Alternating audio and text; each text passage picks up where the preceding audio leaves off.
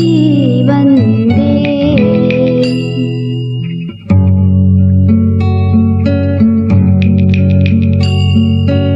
ஏற்றுக்கொண்டு மன்னிப்பை அளித்து என்னை அரவணையும். மனம் தேற்றிக் கொண்டேன் உம் வாக்கு தத்தங்களால் தேவாட்டு குட்டி வந்தேன். ஐயையா நான் வந்தேன், தேவாட்டு குட்டி வந்தேன், தேவாட்டு குட்டி வந்தேன்.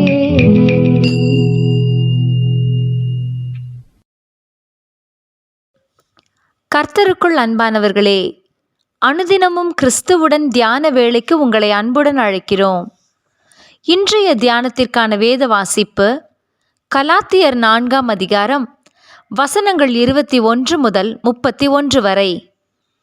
தியானத்தின் தலைப்பு வாக்குத்தத்தத்தின் பிள்ளைகள். சகோதரரே, நாம் ஈசாக்கை போல வாக்குத்தத்தத்து பிள்ளைகளாய் இருக்கிறோம். கலாத்தியர் 4ஆம் அதிகாரம் வசனம் 28. 2 சிறு பிள்ளைகள் ஒரு பொருளுக்காக சண்டையிடும்போது பெரியவர்களாகிய நாம் என்ன செய்வோம்? அந்த பொருள் யாருடையது என்று கேட்போம். யார் அந்த பொருளுக்கு உரிமையாளர் என்று அறிந்து கொண்டு அப்பொருளை உரிய பிள்ளையிடம் கொடுத்து மற்ற பிள்ளையை சமாதானம் செய்வோம் அல்லவா? காரணம், அந்த பிள்ளையினுடைய பொருள் அந்த பிள்ளைக்கே உரியது என்பதை நாம் அறிந்திருக்கிறோம். அதுபோலவே நாமும் வாக்குத்தத்தத்தின் பிள்ளைகள். நமக்கு எல்லா சுதந்திரமும் உரிமையும் உண்டு என்பதையே பவுல் கலாத்தியருக்கு புரிய வைக்க முயற்சி எடுக்கிறார். ஆபிரகாமின் வாழ்க்கையை இங்கே ஒப்பிடுகிறார். அடிமையானவளிடத்தில் பிறந்த பிள்ளை ஒன்று, மற்றது தேவனுடைய வாக்குத்தத்தத்தின்படி பிறந்த பிள்ளை ஈசாக்கு. அடிமையானவளிடத்தில் பிறந்தவன் மாம்சத்தின்படி பிறந்தான்.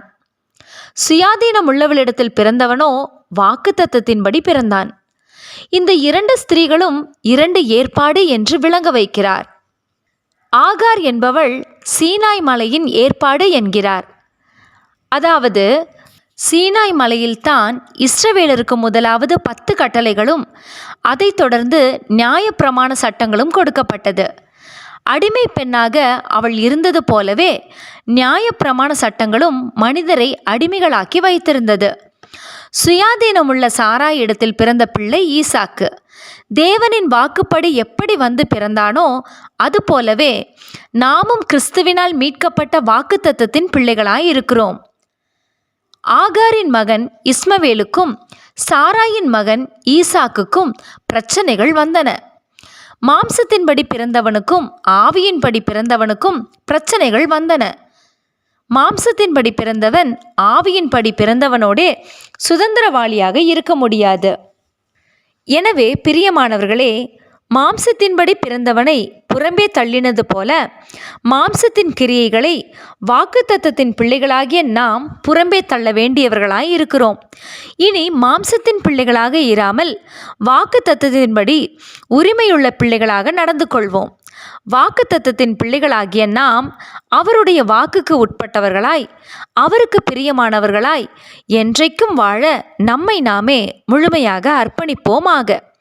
இப்படி இருக்க சகோதரரே, நாம் அடிமையானவளுக்கு பிள்ளைகளாயிராமல் சுயாதீனம் உள்ளவளுக்கே பிள்ளைகளாய் இருக்கிறோம். கலாத்தியர் 4ஆம் அதிகாரம் வசனம் 31. ஜெபம் செய்வோமா? அன்பின் தேவனே, உமது வாக்குப்படி மீட்கப்பட்ட பிள்ளையாகிய நான் மீட்பரின் பிள்ளை என்ற உரிமைக்கு ஏற்றபடி உமக்கு பிரியமாய் வாழ எனக்கு கிருபை செய்தருளும். ஆமேன்.